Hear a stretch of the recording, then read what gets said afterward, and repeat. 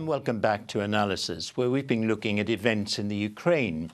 And we will now continue with our guests to explore further what we've been discussing, especially the ceasefire and the impact that may have on the relationships between the East and the West. But before we do that, let's look at this report. It's based on the situation of the Crimea Tatars. It is not that good. It is deteriorating. For example, last week we saw a mosque being vandalized.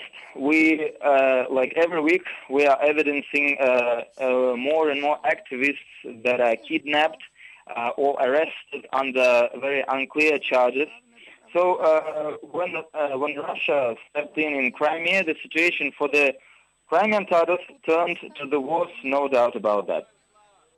Their treatment towards practicing Muslims in Crimea, the treatment is very bad. It is unacceptable. Why? Because when they see that a person has a long beard, like it's in Sunnah, or they see a woman wearing a hijab, they in Russia, they have very strict religious regulations, so that you have to practice Islam the way they have stipulated in their laws.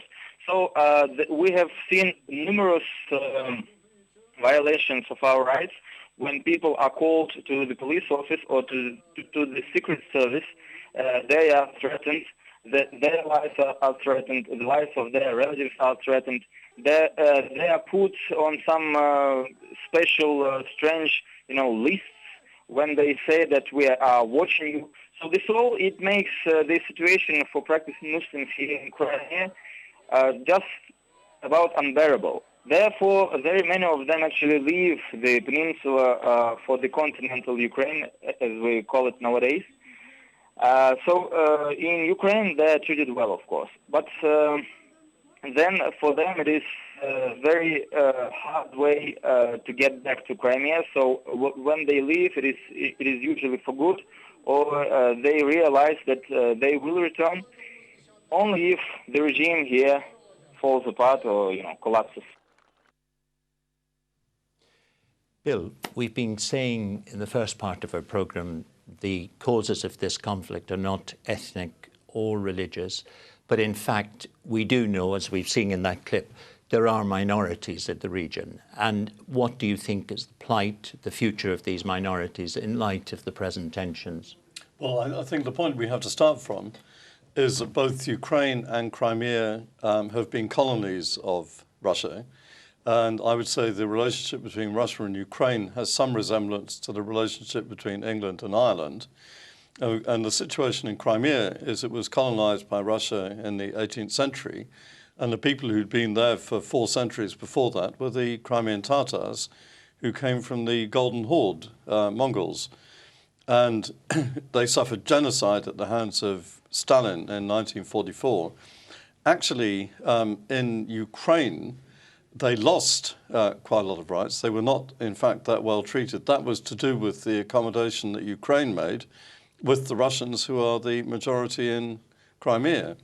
And so there were great problems for the Crimean Tatars over citizenship, over land privatization and other issues in Ukraine. And of course, Putin, after the illegal annexation of Crimea, was saying that special measures would be taken to help the Crimean Tatars. And to be frank, they don't believe him. And when the leader of the Crimean Tatars there, Nelson Mandela, Mustafa Dzhemilov, was excluded from Crimea, and Refat Chubarov, who is a really prominent leader of the Crimean Tatars, has been protesting loudly about pogroms being conducted in Crimea. This is a very bad situation. If I could just add to that, that Putin has behind him 5.5 million Tatars, who are the biggest minority in Russia, Muslim Tatars who have their own republic and are keeping a very close eye on what's going on. And there's a huge Crimean Tatar diaspora in Turkey, about 1.5 million, who recognize their Crimean Tatar ancestry And Erdogan has been saying that he too is keeping a close eye on what's going on. So I think those are dimensions that one mustn't forget.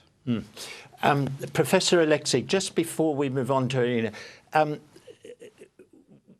we know there was concern over the rise of the far right in the Ukraine. Do you think this concern has been addressed sufficiently by the Kiev government? Yeah, first of all, I would like to say that the far-right threat is definitely exaggerated and is deliberately exaggerated. First of all, by Russian propaganda in order to justify its involvement in Crimea and in the east of Ukraine. If you analyze the results of presidential elections, then those forces who are usually considered as far-right, they receive 2.5% of the vote.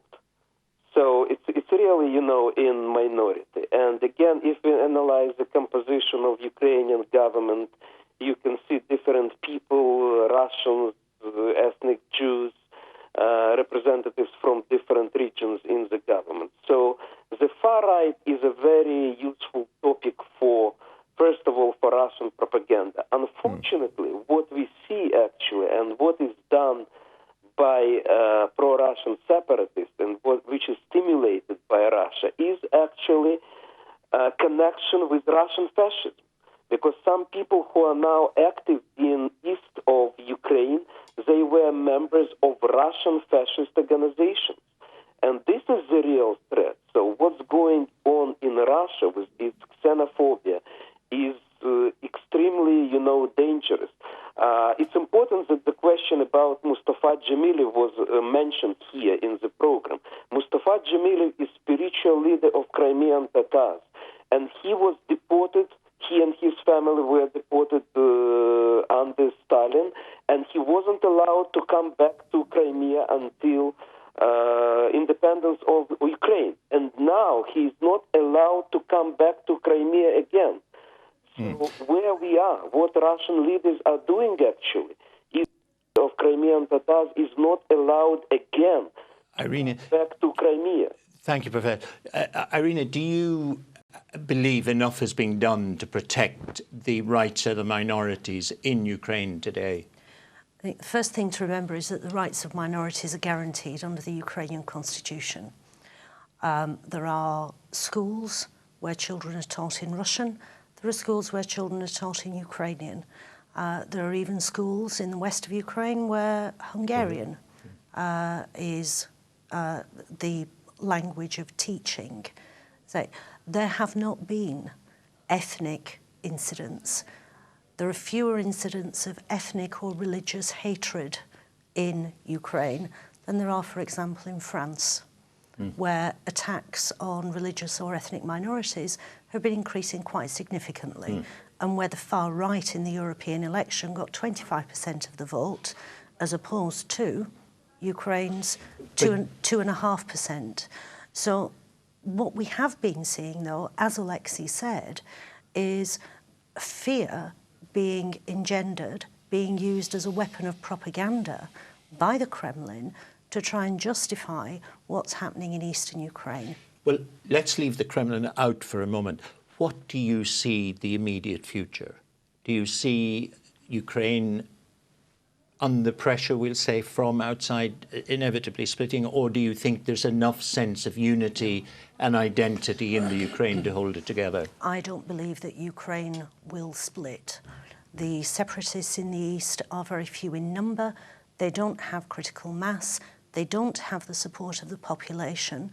And you say leave the Kremlin out of it, but I'm afraid we can't, because the only thing that's fueling the conflict in the east and the calls for separation is the Kremlin. And even they've stepped back a little since the presidential election. But Ukraine will remain united.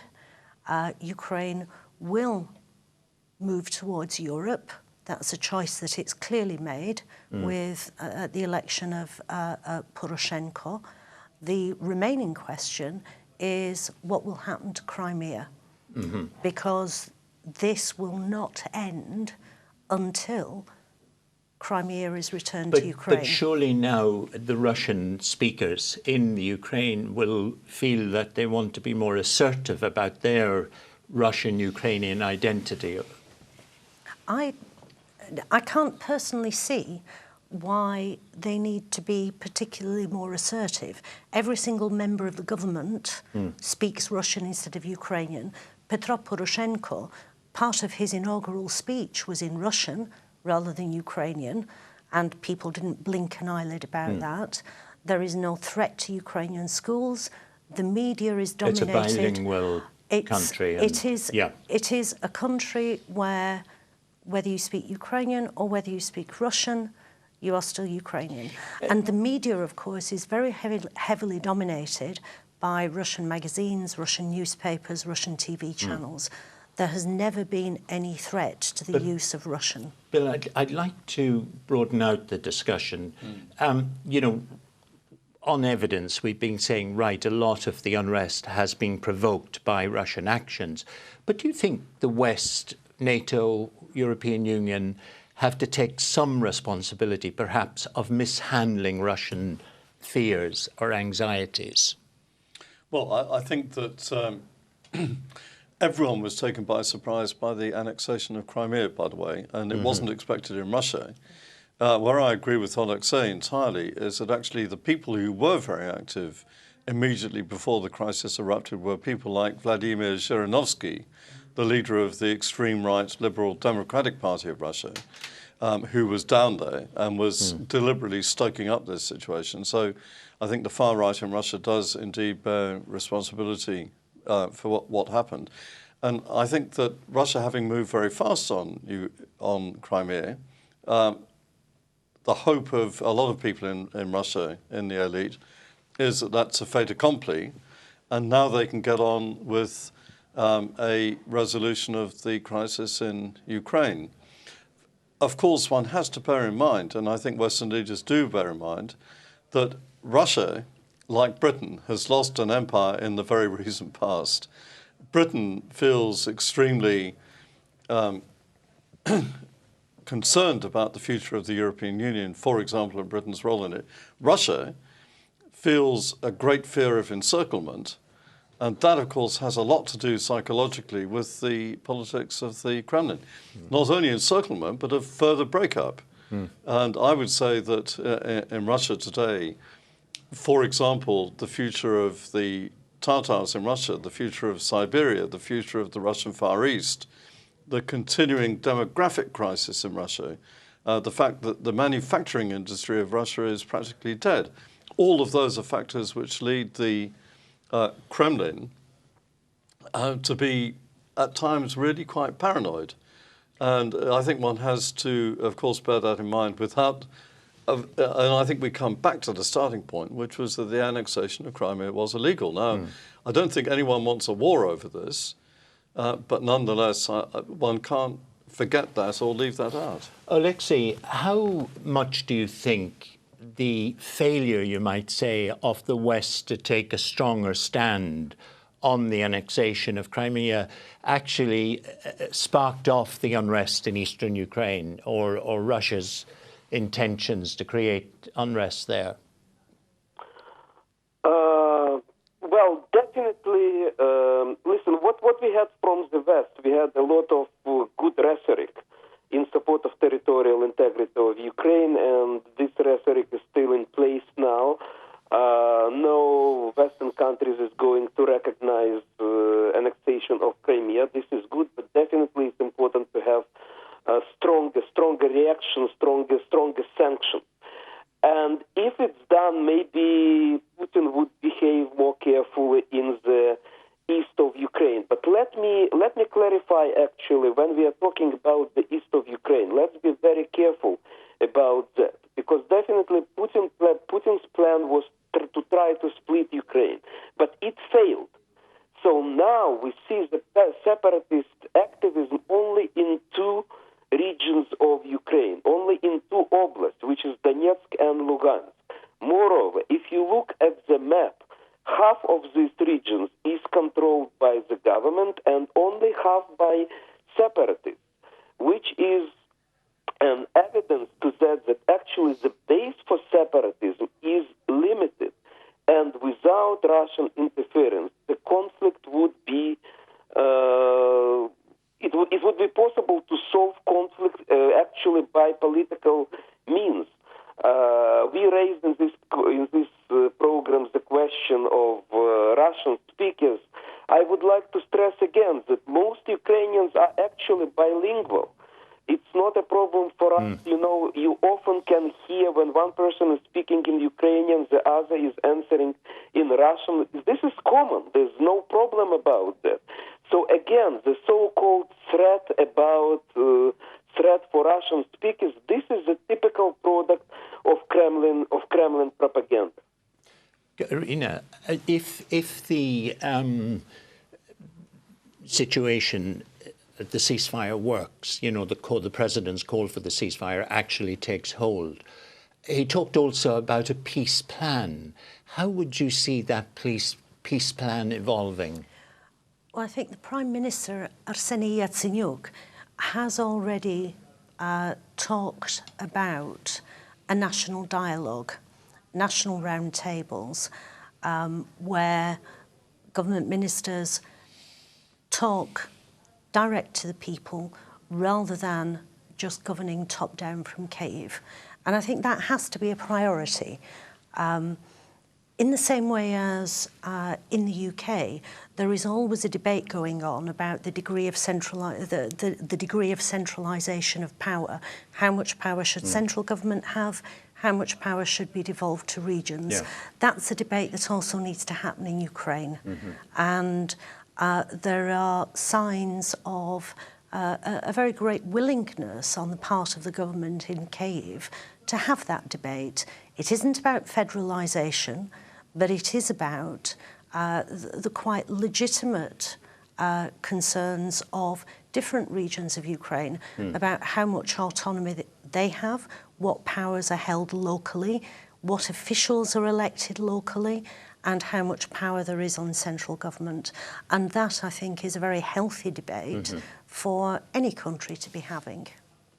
Do you think that national dialogue will, in fact, take place? I think there are some very good precedents. And actually, the tragedy of Crimea is that at the beginning of the 1990s, there was a separatist movement among the Russians. And in 1996, with the new constitution of Ukraine, actually an autonomous Republic of Crimea was created, autonomous Republic of Crimea, with big privileges for the Russian speakers in Crimea. And actually people lived perfectly happily under that arrangement right up until the present crisis. And actually, very good relations on the ground between the Crimean Tatars and the Russians, Russian schools, Russian universities within Crimea. And that was a model, if you like, for autonomy within Ukraine. Alexei, your model for the future of Ukraine, a Switzerland, a federation or autonomous regions, do you see that evolving from this crisis? No, this is, let's be very careful about that. The idea of federalization is a Russian idea, because Russia would like to have Ukraine federalized and then play one region against another region. So what we need is decentralization. Everybody is talking about that. The government actually proposed the program on decentralization. There is a new position of Vice Prime Minister on decentralization. But we need to understand that the basic level for decentralization is not the region, is actually community. So we need real self-government reform at the level of community. So again, if you analyze the polls, most Ukrainians, including those who live in the east of the country, and by Ukrainians I mean also Russians and other minorities, because we have the concept of political Ukrainian nation. This is very important to understand, which is inclusive. So most Ukrainians, including east of the country, are in favor of not federalization, but of decentralization, but still unitary character of the state. I mean, the Ukrainian people have spoken in the sense that they want closer ties with the EU. How do you see those developing? Well, they're going to develop most immediately through signing the remaining parts of the association agreement. I hope there'll be visa liberalisation, and that, I think, is going to be a great thing for both Ukraine and Europe, because the more that people can travel freely, the more that students can exchange, the more then attitudes change, and a more liberal and open society, an open and democratic society develops. Mm-hmm. But is not there a danger that that will provoke still further rush into? I think there is always a danger Yeah. that Russia can be provoked. Russia at the moment has a very particular mentality, which Bill was talking about, all the various economic and domestic problems that Russia has. I was reading today a Russian historian saying Russians define themselves, become more Russian with war. And one has to wonder whether some of the adventurism in Ukraine is to divert from problems at home. Bill, very quickly, as we're at the end of our programme, is it possible to meet the expectations of the Ukrainian people by incorporating them closer and at the same time allay Russian fears? Well, I mean, one can't forget Russia, of course. You know, it's a huge neighbour, and the gas is coming from Russia, you know, and they share a common history, Ukraine and Russia, as a matter of fact, going right back. So one can't leave Russia out of the equation. And I think what we see recently from the Western leaders, from President Poroshenko, and actually from the Russian leadership, is a much greater willingness to sit down and talk, and there's no alternative. Well, there are many more questions to be discussed, but I'm afraid we've come to the end of this episode of Analysis. I'd like to thank Bill and Irina here in the studio, and Professor Alexei on the telephone, and Dr. Richard earlier on, and of course you, our listeners. Please do tune in again for future discussions, and don't forget that you can keep in touch with these discussions following us on Twitter and at the address below for the following Islam Channel Current Affairs on Facebook.